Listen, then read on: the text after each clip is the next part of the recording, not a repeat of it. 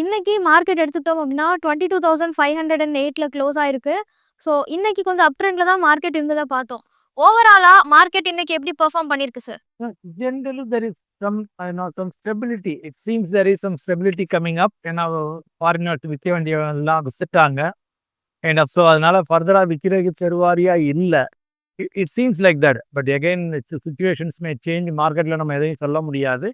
But இப்போதைக்கு temporary pass மாதிரி தோணுது. அண்ட் டொமஸ்டிக் இன்ஸ்டிடியூஷன்ஸும் they are into buying mode. So அதனால ஒரு ஸ்டெபிலிட்டி வர்ற மாதிரி தெரியுது. And year end, financial year end plus இன்னும் கொஞ்ச நாளில் வந்து உங்களுக்கு கால் results Q4 results financial year ரிசல்ட்ஸும் வந்துடும். இது ஒரு பக்கம் இருக்க. யூஎஸ் மார்க்கெட் வந்து பார்த்தீங்கன்னா யூஎஸ் மார்க்கெட் வந்து இன்னும் கொஞ்சம் already it has gone into negative, ஃபர்தராகவும் நெகட்டிவாக போகலாம் அப்படிங்கிற மாதிரியும் இருக்குது நீ கம்மிங் டேஸில்.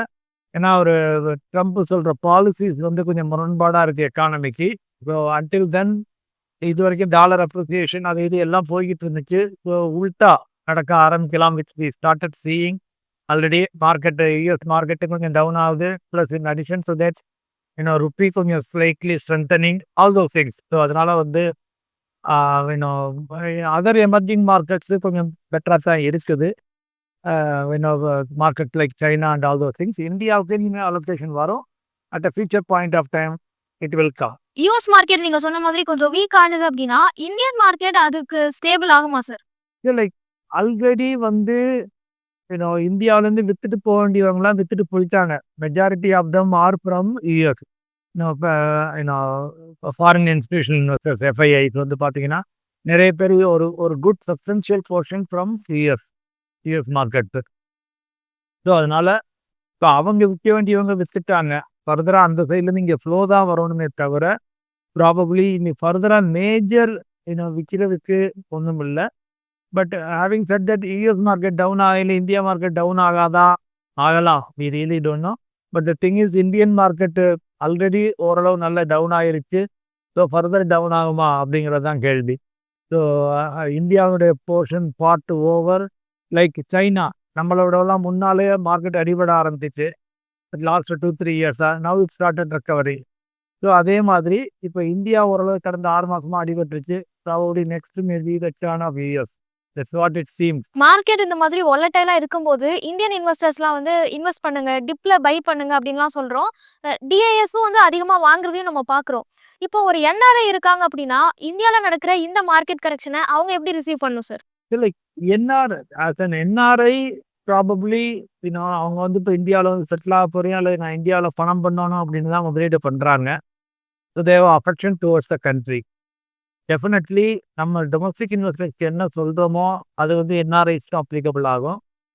என்ஆர்ஐஸ்க்கு இப்போ ஒரு ஆடட் அட்வான்டேஜ் என்னென்னு வந்து பார்த்தீங்கன்னா, இதுக்கு முன்னால் ஒரு 6 மாதத்துக்கு முன்னால் அவங்க வெளிநாட்டிலேருந்து பணம் கொண்டு வந்து கரன்சி கொண்டு வந்து டாலரை கொண்டு வந்து இங்கே இன்வெஸ்ட்மெண்ட் பண்ணையில் 82 ரூபான்னு இருந்துச்சு. இப்போ அதே டாலருக்கு 86, 87, 87 அந்த ரேஞ்சில் கிடைக்குது. So they get more rupees for the same dollar. So அப்படிங்கையில் வந்து அவங்களுக்கு 2 பக்கமும் அட்வான்டேஜ். இப்போ ட்ரான்ஸ்ஃபர் பண்ணி கொண்டு வந்தாங்க, பணத்தை ட்ரான்ஸ்ஃபர் பண்ணி கொண்டு வந்தாங்க அப்படின்னா மோர் ருப்பீஸ் இந்தியாவில் கிடைக்கும். அட் த சேம் டைம் ஒரு 10-20% யூனிட்ஸ் வந்து டிஸ்கவுண்ட்டில் கிடைக்கும். மியூச்சுவல் ஃபண்ட் யூனிட்ஸ்லேருந்து டிஸ்கவுண்ட்டில் 15%லேருந்து 25% anywhere depending on the market capitalisation. ஒரு 15-25% அவங்களுக்கு வந்து சீப்பாக கிடைக்குது. ஸோ அவங்களுக்கு 2 வகையில் இப்போதைக்கு பணம் கொண்டு டொமஸ்டிக் இன்வெஸ்டர்ஸுக்கு ஒரே ஒரு ப்ராஃபிட் தான். அதாவது இப்போ பணம் போடுறோம், அதிகமான யூனிட் கிடைக்குது, ஏன்னா மார்க்கெட் கரெக்டாக இருக்குது. பட் ஆனால் ஃபாரின் இன்வெஸ்டர்ஸ்க்கு 2 பெனிஃபிட். ஒன்று எக்ஸ்சேஞ்ச் ரேட்டு மூலம் பெனிஃபிட்டு, இன்னொன்று வந்து யூனிட் டிஸ்கவுண்ட்டில் கிடைக்கிறது மூலம் benefit. So it would be a very appropriate time for NRIs as well to invest in Indian market. நீங்க சொல்ற மாதிரி இந்தியால வந்து செட்டில் ஆகணும், ரிட்டயர்மெண்ட்டுக்கு இந்தியாவுக்கு வரணும் அப்படிங்கிற ஐடியா ஒருத்தவங்களுக்கு இல்ல அப்படின்னா கூட இந்தியன் மார்க்கெட்டை அவங்க கன்சிடர் பண்ணலாமா சார்? டெஃபினட்டா as a diversification. லைக் நம்ம இப்போ இந்தியன் இன்வெஸ்டர்ஸ் வந்து அமெரிக்கன் மார்க்கெட்டில் இன்வெஸ்ட்மெண்ட் பண்ணுறோம், ஜப்பானீஸில், சைனா மார்க்கெட்டில், இது மாதிரி பல இடங்களில் இன்டர்நேஷ்னல் ஃபண்ட்ஸ்லாம் இப்போ இந்தியன் இன்வெஸ்டர்ஸ் நிறைய போட ஆரம்பிச்சுட்டாங்க. ஸோ இப்போ அதே மாதிரி அவங்க வேறு நாட்டில் இருந்தாங்கன்னா கூட இந்தியாவுடைய க்ரோத் பொட்டன்ஷியலை கருதி டெஃபினட்டாக இந்தியாவில் இன்வெஸ்ட்மெண்ட் பண்ணுறது அவங்களுக்கு அட்வான்டேஜஸாக இருக்கும். இன் அடிஷன் டு தட் டைவர்சிஃபிகேஷனாகவும் இருக்கும். பட் ஹேவிங் செட் தட் இப்போ அவங்க அங்கேயே செட்டில் ஆக போகிறாங்க கம்ப்ளீட்டாக. இன்னும் நான் இப்போ அமெரிக்காவிலே இருக்க போகிறேன், கனடாவிலே இருக்க போகிறேன், நான் இந்தியாவுக்கு வரப்போகிறதே இது இல்லை அப்படிங்கையில் வந்து அங்கே டொமஸ்டிக் எக்கானமியில் கொஞ்சம் அதிகமான இன்வெஸ்ட்மெண்ட்டையும் இந்தியன் எக்கானமியில் கொஞ்சம் குறைவான இன்வெஸ்ட்மெண்ட்டையும் வச்சுக்கிறது நல்லது. பட் நிறைய பேர் இப்போ கல்ஃபில் இருக்கவங்களாம் more or less they're coming down to India for settling. 50-55 வயசுக்கு மேலே 60 வயசுக்கு மேலே எல்லாம் அவங்க வந்து இந்தியாவில் தான் அவங்களுடைய ஃபுல் செல்வத்தையும் ஃபுல் வெல்த்தையும் வச்சுக்க விரும்புகிறாங்க. அப்படிங்கையில் அவங்கெல்லாம் யோசிக்கவே வேண்டாம், ஃபுல் அண்ட் ஃபுல்லாக கொண்டு வந்து இந்தியாவிலே போட்டுடலாம். அதே மாதிரி இந்தியன் மார்க்கெட்ல செல் பண்ணிட்டு அந்த மணியை ரீபாட்ரியேட் பண்ணி எடுத்துட்டு போறாங்க அப்படின்னா என்ஆர்ஐஸ்க்கு அந்த ப்ராசஸ் ஈஸியா இருக்குமா? என்னென்ன ஸ்டெப்ஸ்லாம் அவங்க கோ த்ரூ பண்ணணும் சார்? இல்லை, என்ஆர்ஐஸை பொறுத்த வரைக்கும் it is as good as Indians தான், டாக்ஸேஷன் எவ்ரிதிங். ஸோ இந்தியாவில் இப்போ நம்ம long term capital gains equity ஃபண்டுக்கு 12.5 பே பண்ணுறோம்னா அவங்களும் 12.5 தான் பே பண்ணணும். பட் த ஒன்லி டிஃபரன்ஸ் என்னென்னா டொமஸ்டிக் இன்வெஸ்டர்ஸுக்கு மியூச்சுவல் ஃபண்ட் யூனிட்ஸை சேல் பண்ணையில் வரக்கூடிய ப்ராஃபிட்டுக்கு டிடிஎஸ் டேக்ஸ் டிடக்ஷனல் சோர்ஸு கிடையாது. என்ஆர்ஐஸாக இருந்தாங்கன்னா அவங்க ஒரு எக்ஸாம்பிளுக்கு வந்து ஒரு 5 லட்சம் போடுறாங்க, 5 வருஷம் கழிச்சு அது 10 லட்சமாக இருக்குது.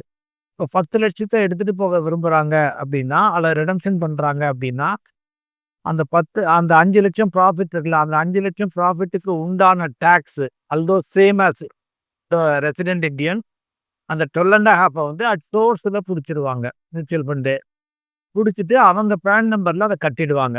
ரிமைனிங் அமௌண்ட்டு வந்து ஒரு 5, 12, 60 ஒரு 62,500 போக மீதி 9,37,500 வந்து அவங்க அக்கௌண்ட்டுக்கு போயிடும்.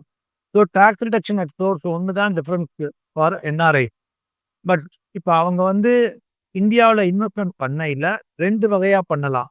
ஒன்று வந்து என்ஆர்ஓ அக்கௌண்ட் மூலம், நான் ரெசிடென்ட் ஆர்டினரி அக்கௌண்ட் அப்படின்னு சொல்லுவோம். இன்னொரு அக்கௌண்ட் பேங்க் அக்கௌண்ட் வந்து என்ஆர்இன்னு சொல்லுவோம், நான் ரெசிடென்ட் எக்ஸ்பாட்ரியேட்ஸ்னு.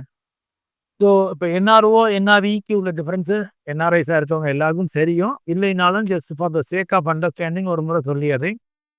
என்ஆர்ஓ அக்கௌண்ட்டில் வந்து பணம் வந்து உள்நாட்டிலேருந்து போடலாம், வெளிநாட்டிலேருந்து வரலாம். ஆனால் அந்த பணத்தை நீங்கள் வெளிநாட்டுக்கு எடுத்துகிட்டு போகிறதுக்கு என்ஆர்ஓ அக்கௌண்ட்லேருந்து ஒரு ஆடிட்டர் சர்டிஃபிகேட் வேணும்.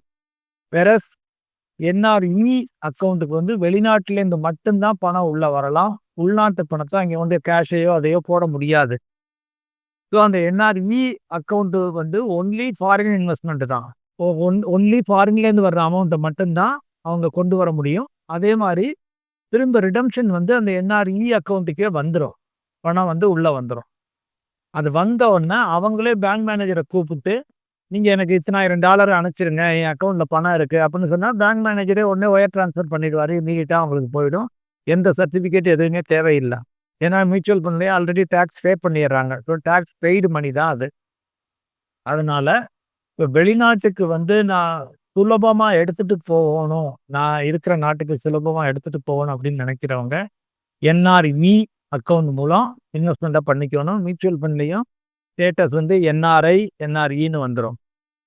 வேறஸ் இங்கே நான் டொமஸ்டிக்லேயே பணம் வச்சுக்க போகிறேன் அல்லது இங்கே லோக்கலில் வர்ற பணத்தை வந்து என்னுடைய வருமானத்தை வந்து அந்த அக்கௌண்ட்டில் போடுறேன், வாடகையை வந்து வீட்டு வாடகை அதில் வாங்கி போட்டிருக்கேன் அப்படின்னா அது என்ஆர்ஓ அக்கௌண்ட் மூலம் அவங்க முதலீடு பண்ணுவாங்க. என்ஆர்ஓ அக்கௌண்ட் மூலம் முதலீடு பண்ணாங்கன்னா ஸ்டேட்டஸ் வந்து என்ஆர்ஐ என்ஆர்ஓன்னு வரும். அதை வந்து உள்நாட்டுக்குள்ளே அவங்க என்ன வேணாலும் பயன்படுத்திக்கலாம்.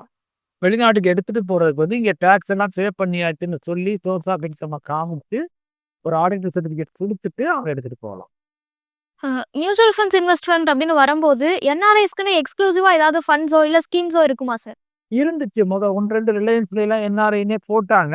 But as such there is no major difference. But இதில் என்ன அப்படின்னா நீங்கள் மியூச்சுவல் ஃபண்டை தவிர்த்து கொஞ்சம் தள்ளி போனீங்கன்னா கிஃப்ட் சிட்டி ப்ராடக்ட்ஸ்ன்னு இருக்கு. கிஃப்ட் சிட்டி ப்ராடக்ட் வந்து ஆல்டர்னேட் இன்வெஸ்ட்மெண்ட் அண்டரில் வரும். அதையும் மியூச்சுவல் ஃபண்ட் நிறுவனங்கள் தான் நிர்வகிக்கிறாங்க. அந்த கிஃப்ட் சிட்டி ஃபண்டுகளுக்கு வந்து மினிமம் வந்து ஒரு 1 crore தேவை. அரௌண்ட் ஒரு $150,000 வச்சுங்களேன். $125,000 $150,000 ஒன் டைமாக சிங்கிள் டைமாக பண்ணணும். அப்படி இல்லைன்னா மினிமம் நாங்கள் ஒரு 6 இன்ஸ்டால்மெண்ட்டில் கட்டுறோம்னா கம்பல்சரியாக கட்டி ஆகணும்.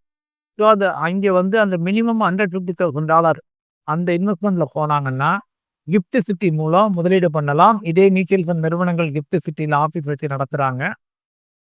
ஸோ அந்த கிஃப்ட் சிட்டி முதலீடுகளுக்கு பெரிய அட்ராக்ஷன் என்னன்னு பார்த்தீங்கன்னா, டாலரில் தான் இன்வெஸ்ட்மெண்ட் வரும். திருப்பி டாலர்லேயே அவங்க அக்கௌண்ட்டுக்கு போயிடும். ஆனால் டேக்ஸ் ஒரு துளியோட இந்தியாவில் பே பண்ண வேண்டாம். வரக்கூடிய கேபிட்டல் கெயின்ஸுக்கு இந்தியாவில் டேக்ஸே கிடையாது. அவங்க நேரடியாக அப்படியே டைரெக்டாக இந்தியாவில் டேக்ஸ் பே பண்ணாமல் எடுத்துகிட்டு போயிடலாம். அவங்க எந்த நாட்டில் வசிக்கிறாங்களோ அங்கே டேக்ஸ் பே பண்ணணும்னா அங்கே அவங்க பண்ணிக்க வேண்டியது அவங்களுடைய பொறுப்பு. இந்தியன் கவர்மெண்ட், இந்தியன் டேக்ஸ் அத்தாரிட்டிக்கு அதுக்கு எந்த விதமான சம்மந்தமும் இல்லை. நீங்க சொல்ற மாதிரி டாலர்ஸ்ல தான் இன்வெஸ்ட் பண்ண போறாங்க. டாலர்ஸ்லயே ரிட்டர்ன்ஸ் இல்ல அவங்க கரன்சிலயே ரிட்டர்ன்ஸ் எடுத்துக்க போறாங்க அப்படின்னா, ஏன் அவங்க இந்த ப்ராடக்ட்ட சூஸ் பண்ணணும் சார்? இதுக்கு அவங்க கண்ட்ரிலயே அவங்க பண்ணிக்கலாம்ல.